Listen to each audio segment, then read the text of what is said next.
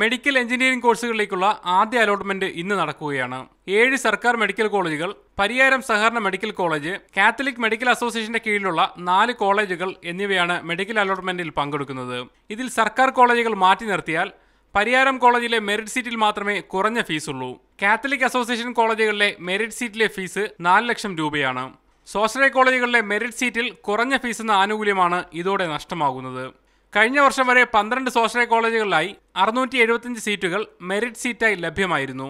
BPL വിഭാഗത്തിലുള്ളവർക്ക് 25,000 രൂപയും മറ്റ് general വിദ്യാർത്ഥികൾക്ക് 1,65,000 രൂപ വരെ ഫീസ് നൽകിയും പഠിക്കാൻ കഴിയുമായിരുന്നു. എന്നാൽ ഉയർന്ന ഫീസ് മെറിറ്റ് സീറ്റിൽ വാങ്ങുന്ന കാത്തലിക് അസോസിയേഷനിലെ കോളേജുകളുമായി സർക്കാർ കരാറിലെത്തിയതോടെ മറ്റ് കോളേജുകളും ഫീസ് വർദ്ധിപ്പിക്കണമെന്ന ആവശ്യമുന്നയിച്ചു. ഇതോടെ കരാറിലെത്താൻ കഴിയാതെയായി.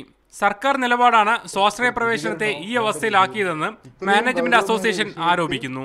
ഒരു താല്പര്യവും സർക്കാരിന്റെ ഭാഗത്തുനിന്നോ ആരോഗ്യമന്ത്രിയുടെ ഭാഗത്തുനിന്നോ ഉണ്ടായിട്ടില്ല എന്നുള്ളതാണ് വാസ്തവം. ആരോഗ്യമന്ത്രി കഴിഞ്ഞ ദിവസം നിയമസഭയിൽ പറഞ്ഞു 625 സീറ്റിൽ ഒരു സീറ്റും നഷ്ടപ്പെടില്ല എന്ന്. 8ഓളം മെഡിക്കൽ കോളേജുകള് ഈ പ്രവേശന നടപടികളായിട്ട് മുന്നോട്ട് പോയി അവിടെ കുട്ടികളെ അഡ്മിറ്റ് ചെയ്ത് കഴിഞ്ഞു. ആ കുട്ടികൾക്ക് ഇനി അവിടെ അവകാശമായി അവരെ പുറത്താക്കാൻ പറ്റില്ല. അപ്പൊ എങ്ങനെയാണ് ഇനി ഒരു സീറ്റ് നഷ്ടപ്പെട്ടില്ല എന്ന് ഗവൺമെന്റ് പറയുന്നത്? ഈ മാസം 20ഓടെ കരാറിൽ ഒപ്പിടുമെന്നാണ് ആരോഗ്യമന്ത്രി VS ശിവകുമാർ നിയമസഭയെ അറിയിച്ചിരുന്നത്. എന്നാൽ ഈ വർഷം കരാറിലെത്താൻ കഴിയാത്ത സാഹചര്യമാണ് നിലനിൽക്കുന്നത്. 12 സ്വാശ്രയ കോളേജുകളും സ്വന്തം നിലയിൽ പ്രവേശനം നടത്താനുള്ള നീക്കത്തിലും. മുഹമ്മദ് അസ്ലം, മീഡിയ 1, തിരുവനന്തപുരം.